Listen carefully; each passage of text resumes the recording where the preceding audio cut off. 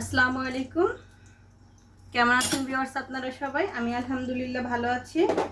আমি আজকে দেখাবো কিভাবে রান্না করব বা দেখাবো কিভাবে আমরা অল্প মশলায় খুবই সুস্বাদু করে রান্না করতে পারি।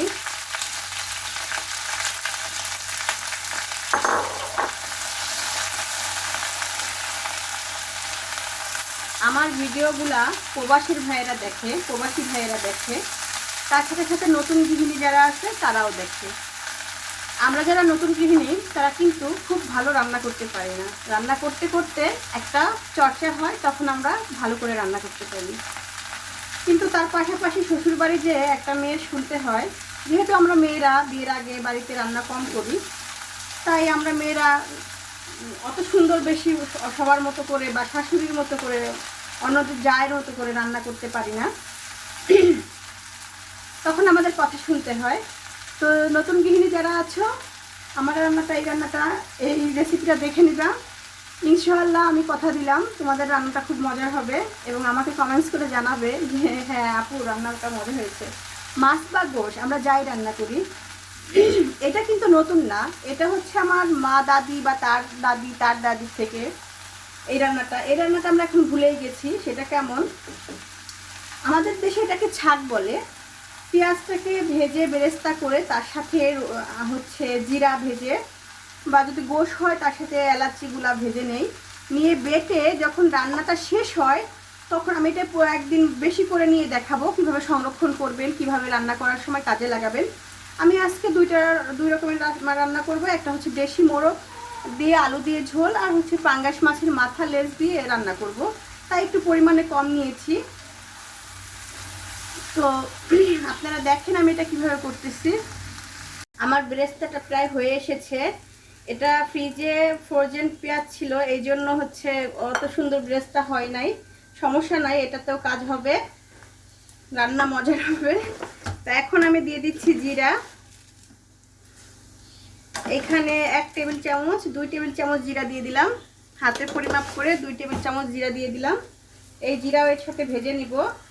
রান্নার শেষে যে কোনো রান্না আপনারা, ছোট মাছ বড় মাছ, দেশি মুরগি বা ফার্মের মুরগি, যে কোনো রান্নার শেষে এটাকে ব্লেন্ড করে বা বেটে নিয়ে পরিমাণ মতো রান্নার পরিমাণ অনুযায়ী একদম সবার শেষে ধনিয়াপাতা দেওয়ার পরে এটা দিয়ে দিবেন। সেখানে হতে পারে 1 চামচ 2 চামচ দিয়ে দিবেন। রান্নাটা দেখবেন অসাধারণ হয়েছে, সবাই আপনাকে প্রশংসা করবে। তখন কিন্তু আমাকে কমেন্টস করে অবশ্যই জানাবেন যে আসলে রান্নাটা অনেক মজার হয়েছে, স্বাদটা অনেক বেশি বেড়ে যায়। তো রান্নার সময় আমরা এখন দেখুন পেঁয়াজের দাম বেশি, অনেকে পেঁয়াজ কম কিনে খায় বা কম কিনে। এইভাবে দিলে আপনার পেঁয়াজটাও কম দিলেও রান্নাটা অনেক মজার হবে।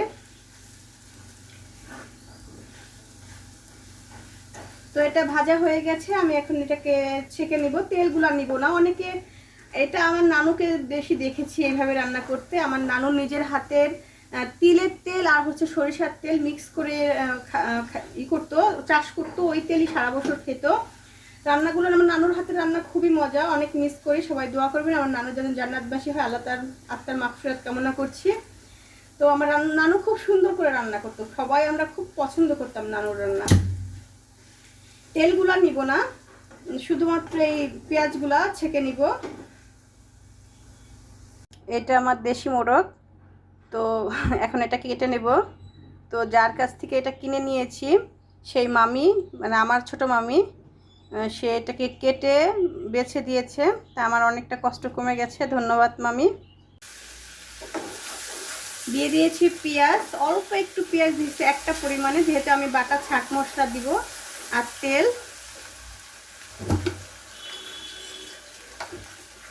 এর সাথে দিয়ে দিব রসুন বাটা 2 টেবিল চামচ না, 2 চা চামচ দিয়ে দিব। আদা বাটা 1 টেবিল চামচের মতো, একটু ভর্তি করে 1 চা চামচ দিয়ে দিয়েছি। আগের দিনের মাচাকিরা রান্না করতে খুব অল্প মশলা দিয়ে, কিন্তু খেতে এত সুস্বাদু হতো। আর এখন আমরা অনেক অনেক মশলা দিই, কিন্তু খেতে সেই আগের স্বাদটা পাই না, কারণ আমরা মাচাকিদের মতো রান্নাই করি না।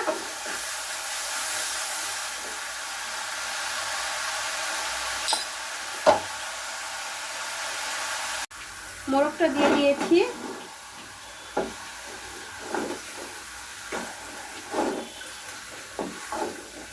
এটাকে ভালো করে একটু কষিয়ে নেব, কষিয়ে আমি আলুগুলো দিয়ে দিব।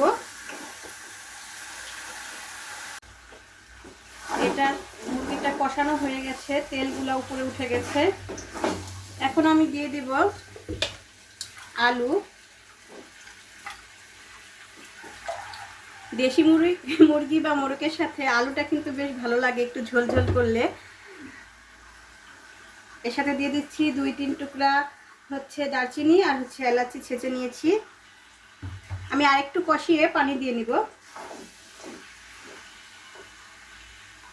আলহামদুলিল্লাহ আমার মোরগের সাঁতার কাটা ঝোল হয়ে গেছে। এখন আমি দিয়ে দিব সেই ছাক বাটাটা, এটা রসুন আর হচ্ছে পেঁয়াজ বেরেস্তা বাটা ছিল, এটা দিয়ে দিলাম।